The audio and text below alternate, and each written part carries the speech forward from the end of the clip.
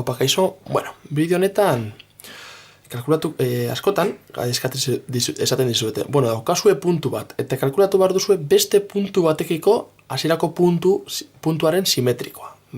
Planteatuko dugu irudi batekin ikusteko azkenan zer daskatzen digutena, eta gero ikusiko ditugu prozedura ezberdinak, formula edo emaitza hori lortzeko. Eta azkenik adibide bat egingo dugu, zenbakiekin hobeto ikusteko.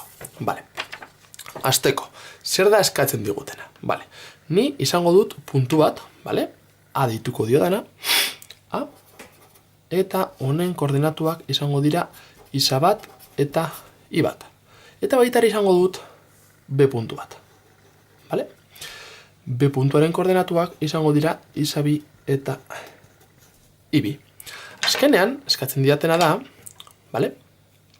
puntu hau honekiko simetrikoa den beste puntua. Hau simetrikoa baldin bada, hemen egongo zen puntu bat. Puntu honi deituko diogu, puntu honi azkenean lortu nahi dugu puntua eta esango ditugu bere koordinatua direla isa hiru, hiru. Azkenean, koordinatua lortzen baldin baditugu, ja badakigu zein den emaitza. Azkenean, gure helburua izango da, bi balio hauek, hauen menpeko formula batean adieraztea. Horrekin ja lortuko dugu gure emaitza. Orduan, fija zaitezte, azkenean esan dakoa, puntu hau, imaginatzen baldin mozue, vektore honekiko perpendikularra den, vektore honekiko perpendikularra den horrelako lerro irudikari bat, azkenean, lortu behar duguna da, emetikona doan vektorea, eta emetikona doan vektorea, ezta? Bi vektoriek azkenan berdinak izatea. Hori da hor dagoen baldintzetako bat, fija zaitezte, horrelako lerro irudikari bat, eta da ispilu bat bezala, ez da simetriko izate da ispiluak egiten duena, hau ona eramatea. Azkenean, puntu honen simetrikoa honekiko izango da A, bi aldetan gertatzen da. Esatuko gara, marrazkia ikusten, baldintzak ateratzen, gero baldintza horiek planteatuko ditugu matematikoki, eta esatuko gara formula bat ikusten. Fijatzen baldin bazarete, gu badakigu zelan kalkulatzen den vektore bat, bi puntuetatik abiatuta, ezta?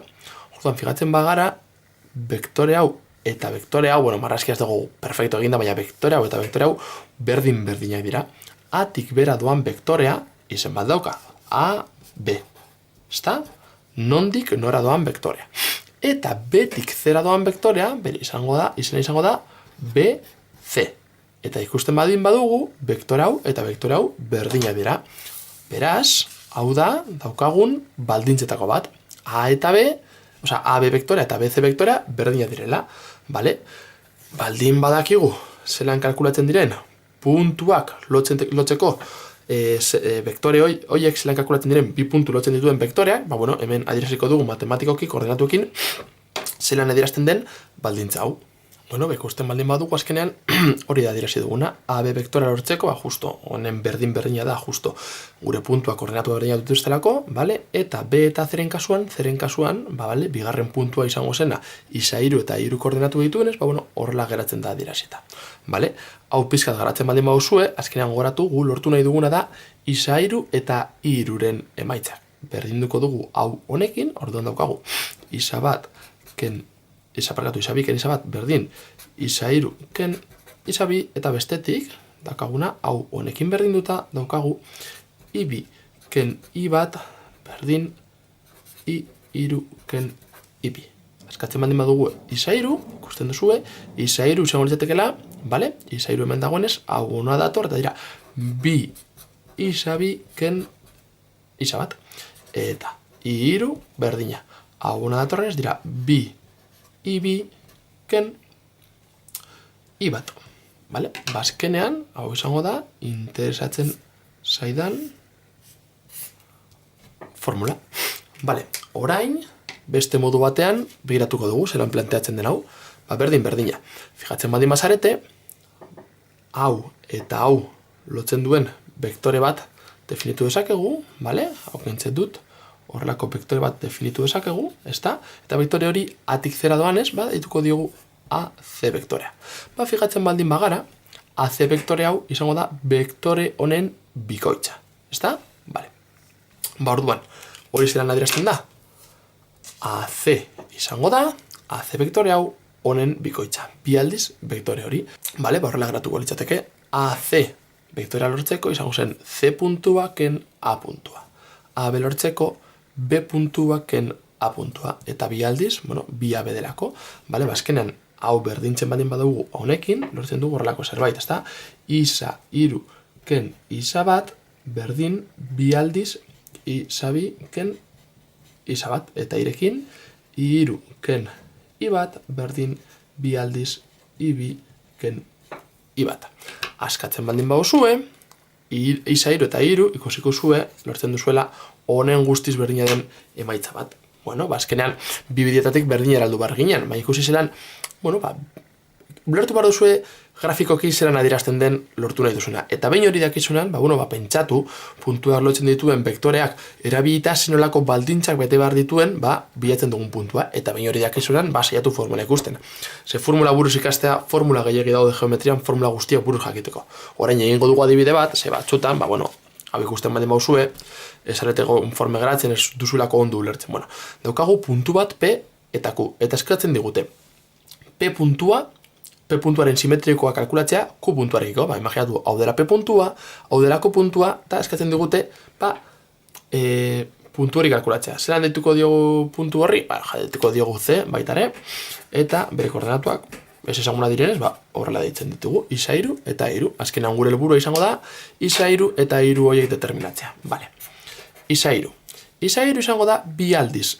Bigarren vektorearen koordenatua, kasu honetan, bigarren vektorea da zeinekiko simetrikoa den erdian dagoena. Kasu honetan erdian dagoena Q da esan dugu, ezta? Bale, orduan, izango da, bi aldiz honen koordenatua, hau da, bider bost ken isa bat. Isa bat da lehenengo puntuaren lehenengo koordenatua. Ken bat. Beraz, bederatzi. Eta iru, da lortu behar dugun bigarren koordenatua, da bi aldiz. Ibi da erdiko puntuaren koordenatua, bi aldiz ibi, hau da bi aldiz minus bat, bider minus bat, ken i bat, eta i bat kasunetan da lehenengoaren bigarren koordenatua, beraz, minus bi, minus lau ateratzen zaigu.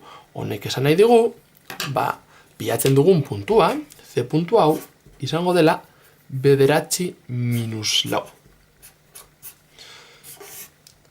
Azkenean, honek adierazten duena, oso gainetik egingo dugu, bi puntua, ikusten baldin badugu, jatorria margosten baldin badugu emaguna, hemen dagoela 0,0 puntua, ezta? Oso gainetik, margosteko dut.